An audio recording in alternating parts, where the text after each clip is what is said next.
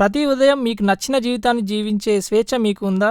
లేక ప్రతి నెలా జీతం కోసం ఎదురుచూసే ఒత్తిడిలో ఉన్నారా? ఈ రోజు మీ జీవితాన్ని మార్చే శక్తి గురించి మాట్లాడుకుందాం. అదే ఆర్థిక స్వేచ్ఛ, పవర్ ఆఫ్ ఫైనాన్షియల్ ఫ్రీడమ్. ఇది కేవలం ధనవంతులు అయ్యే విషయం కాదు. ఇది మీ సమయాన్ని, మీ నిర్ణయాలను మీరే నియంత్రించే ఒక గొప్ప శక్తి. ఆర్థిక స్వేచ్ఛ అంటే ఏమిటో, దాని నిజమైన అర్థాన్ని ఇప్పుడు చూద్దాం. ఆర్థిక స్వేచ్ఛ అంటే మీరు పని చేయకపోయినా మీ ఖర్చులను కవర్ చేయగలిగేంత డబ్బు మీకు ప్యాసివ్ ఇన్కమ్ నుంచి రావడం. ఉదాహరణకి ప్యాసివ్ ఇన్కమ్ అంటే మీరు మొదట్లో కష్టపడతారు, తర్వాత మీరు నిద్రపోతున్నా, ఎంజాయ్ చేస్తున్నా నిరంతరం మనీ వస్తూనే ఉంటాయి. నిజమైన ఆర్థిక స్వేచ్ఛ అంటే ఈఎంఐ, లోన్స్ ఒత్తిడి లేకుండా హ్యాపీగా నిద్రపోవడం, ఇష్టం లేని ఉద్యోగాన్ని వదిలేసి మీకు ఇష్టమైన పనిని చేయడం. ఆర్థిక స్వేచ్ఛ చేరుకోవడానికి ఇప్పుడు మనం రోడ్ మ్యాప్ ద్వారా క్లియర్గా చూద్దాం. ఫస్ట్ స్టెప్, అప్పుల నుండి స్వేచ్ఛ, డెప్ట్ ఆఫ్ ఫ్రీడమ్. మొదట చెడ్డ అప్పులు ఏంటి, మంచి అప్పులు ఏంటి, వాటి గురించి తెలుసుకోండి. ఉదాహరణకి లోన్ తీసుకొని ఫోన్ కొనడం, కారు కొనడం లాంటివి చెడ్డ అప్పులు. ఎందుకంటే ఫోన్ ద్వారా మనకు వచ్చేది ఏమీ ఉండదు. కారు కొన్నా కూడా అంతే, ఎవ్రీ మంత్ దాని మెయింటెనెన్స్ కి, పెట్రోల్ ఖర్చులకే పోతాయి. అదే లోన్ ని ఎడ్యుకేషన్ కోసం తీసుకుంటే లేదా బిజినెస్ కోసం తీసుకుంటే అది మంచి అప్పు. ఎందుకంటే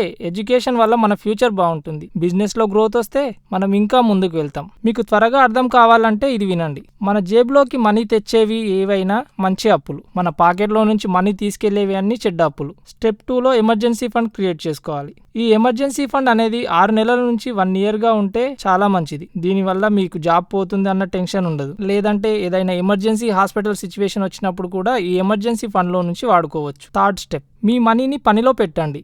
దీనికి సురక్షితమైన మార్గం మ్యూచువల్ ఫండ్స్ లో ఎస్ఐపి స్టార్ట్ చేయడం. ముందు వీడియోలో చెప్పినట్టు నేను 2025 yearలో 2 లక్షల పోర్ట్ఫోలియోను నిర్మించాను. మీకు ఎస్ఐపి గురించి సపరేట్ వీడియో కావాలి అంటే కామెంట్ లో చెప్పండి, దాని గురించి క్లియర్ గా ఒక వీడియో చేసుకుందాం. ఆర్థిక స్వేచ్ఛ అనేది ఒక్క రోజులో వచ్చేది కాదు. అది ప్రతిరోజు తీసుకునే చిన్న చిన్న నిర్ణయాలపై ఆధారపడి ఉంటుంది. కామెంట్ లో మీరు మొట్టమొదటి 1 lakh ఎప్పుడు సేవ్ చేయాలనుకుంటున్నారో ఒక డేట్ రాయండి. లేదా బడ్జెటింగ్ నేర్చుకోవాలనుకుంటే బడ్జెటింగ్ మరియు తదుపరి ఖర్చులను ఎలా నిర్వహించుకోవాలని తెలుసుకోవాలనుకుంటున్నారో కామెంట్లో చెప్పండి. మా ఛానల్ని సబ్స్క్రైబ్ చేసుకోండి మరియు బెల్ ఐకాన్ని నొక్కండి. ఆ వీడియో మిస్ అవ్వకుండా ఉంటారు.